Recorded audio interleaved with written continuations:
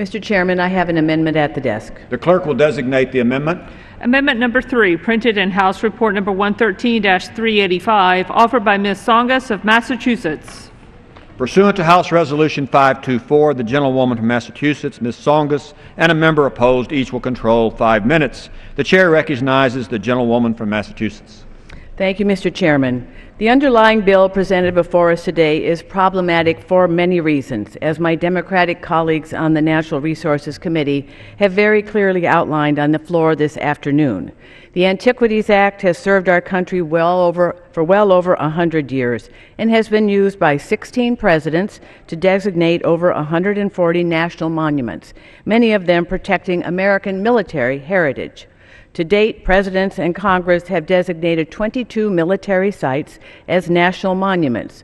One of the many unintended consequences of this legislation is that it would prevent the president from protecting important military, cultural, and historical sites under the Antiquities Act. As someone who grew up on military bases both across the country and overseas, I know firsthand the tremendous sacrifices that our service members and their families make on behalf of our nation.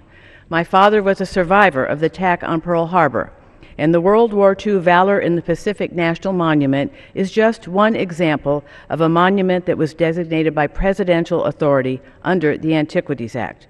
My amendment preserves the ability of the President to declare as national monuments those that provide for the, quote, protection or conservation of historic or cultural resources related to American military history, unquote, regardless of their size. I urge adoption of this amendment to maintain the President's ability to honor our military and military families and fix one small piece of this misguided legislation. Thank you, and I reserve the balance of my time. Gentlelady reserves. What purpose does the gentleman from Utah seek recognition? Rise to claim opposition to the amendment. The gentleman is recognized for 5 minutes.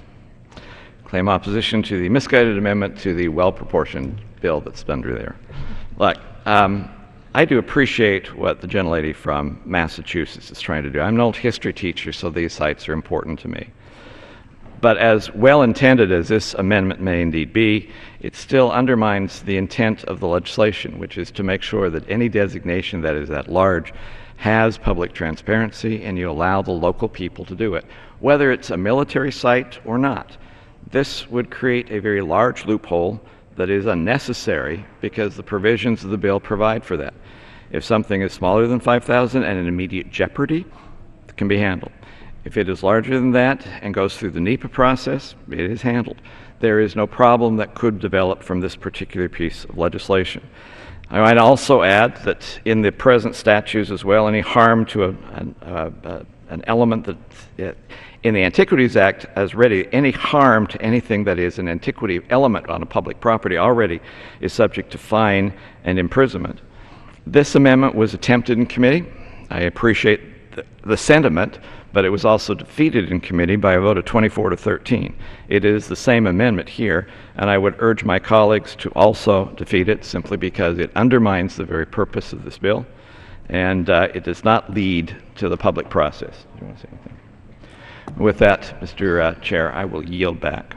Gentleman yields back. Gentlelady from Massachusetts. Well, I thank my colleagues for his remarks, but I respectfully disagree.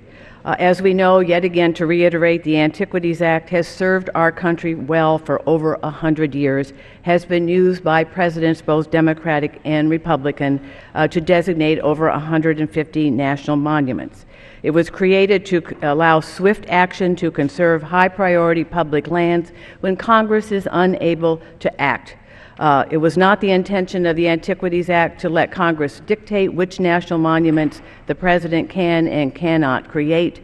We've heard from our colleagues from Delaware and New Mexico the robust public input around designating Antiquities Act. Presidential actions taken under the Antiquities Act are, like all other presidential actions, exempt from the NEPA process. It would be a radical departure from long practice to subject presidential action to NEPA. A significant change like this should not be considered on the fly in a manager's amendment without prior debate in the House. And again, the underlying intent of this amendment was to protect military monuments. I respectfully disagree with my colleague across the aisle. Thank you, and I reserve the balance of my time. Does the And I yield gentlelady back. yield back? And I yield back. Thank you. Gentlelady yields back. The question is on the amendment offered by the gentlelady from Massachusetts. Those in favor say aye. Those opposed, no. Opinion of the chair, the noes have it. The gentlelady from Massachusetts. I request the yeas and nays. Does the gentlelady ask for a recorded vote? I ask for a recorded vote. Yes, please.